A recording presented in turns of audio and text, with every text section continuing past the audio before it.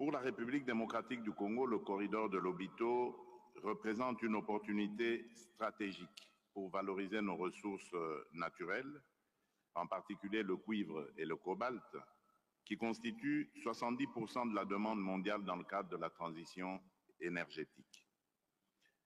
Avec une production combinée de 3 millions de tonnes par an entre la République démocratique du Congo et la Zambie, ce projet permettra de réduire significativement les coûts logistiques tout en augmentant nos recettes d'exportation. C'est avec un réel plaisir que je prends la parole aujourd'hui dans cette réunion dédiée au développement du corridor de Lobito, un projet porteur d'espoir pour nos pays et pour notre région. Je tiens à remercier le président João Lourenço pour son leadership et son hospitalité. Le corridor de Lobito est bien plus qu'un axe de transport, c'est une opportunité unique d'intégration régionale, de transformation économique et d'amélioration des conditions de vie de nos concitoyens. Ce réseau ferroviaire reliant les régions minières de la République démocratique du Congo et de la Zambie au port de Lobito est conçu pour transporter jusqu'à 20 millions de tonnes de marchandises par an d'ici 2030.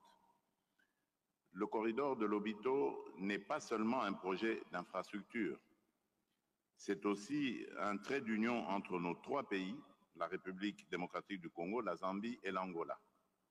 Il symbolise notre volonté collective à convertir le potentiel de nos pays en une prospérité tangible pour nos populations, en favorisant une interdépendance harmonieuse où nos économies pourront s'épanouir mutuellement. Pour la République démocratique du Congo, le corridor de Lobito représente une opportunité stratégique pour valoriser nos ressources naturelles, en particulier le cuivre et le cobalt, qui constituent 70% de la demande mondiale dans le cadre de la transition énergétique. Avec une production combinée de 3 millions de tonnes par an entre la République démocratique du Congo et la Zambie, ce projet permettra de réduire significativement les coûts logistiques tout en augmentant nos recettes d'exportation. C'est donc une opportunité unique d'accéder directement aux marchés mondiaux via le port de Lobito, offrant ainsi une alternative stratégique à nos autres corridors d'exportation. Avec ses 1739 km de voies ferrées reliées aux réseaux routiers et ferroviaires régionaux, il jouera un rôle clé dans l'intégration régionale et continentale. Au-delà des infrastructures, l'impact humain de ce projet est immense.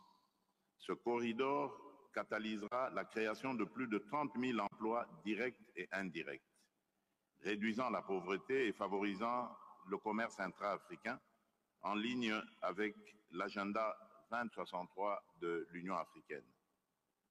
Le temps de transit des marchandises, actuellement de plus de 30 jours, sera réduit à moins de 10 jours, augmentant ainsi notre compétitivité sur les marchés internationaux.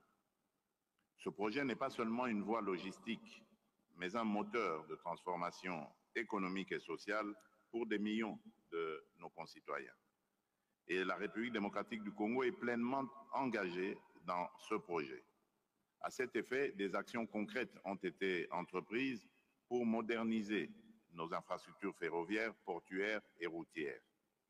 Ces efforts visent à établir des connexions fluides et stratégiques entre nos principaux sites miniers tels que Kolwezi et Likasi et les terminaux ferroviaires du corridor.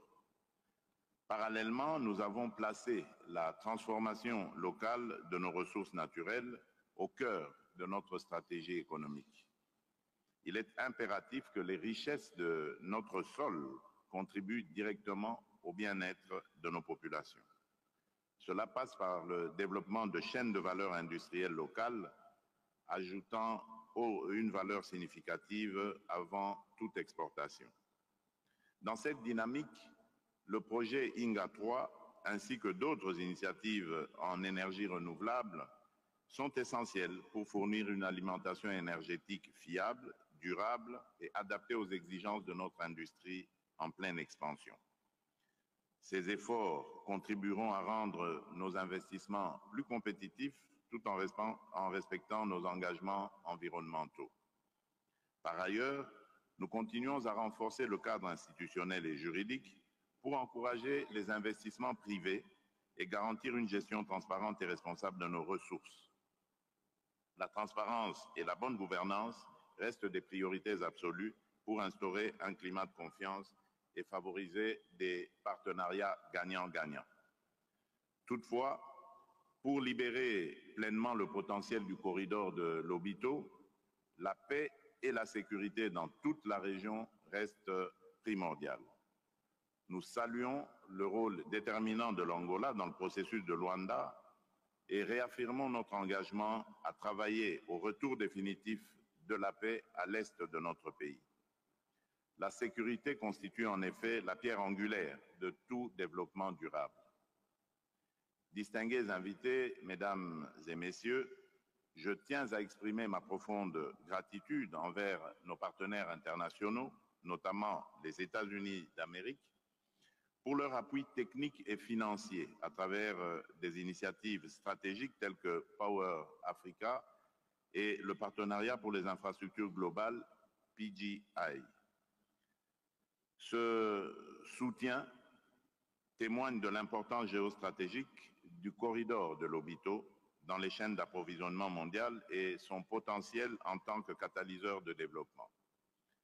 J'en appelle à une mobilisation accrue du secteur privé pour saisir cette opportunité unique et investir dans le développement des infrastructures ferroviaires, énergétiques et portuaires.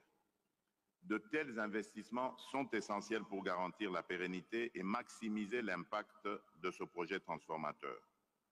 Le corridor de Lobito est assurément un levier majeur de croissance, un modèle d'intégration régionale et une source de prospérité partagée. Je suis convaincu que, grâce à notre coopération et à notre détermination, ce projet dépassera toutes les attentes et changera durablement la trajectoire de notre région. La République démocratique du Congo est prête à jouer pleinement sa partition dans cette dynamique. Avec nos frères et sœurs de la région, nous avancerons, animés par une vision commune et une volonté inébranlable de construire un avenir meilleur pour nos peuples. Je vous remercie.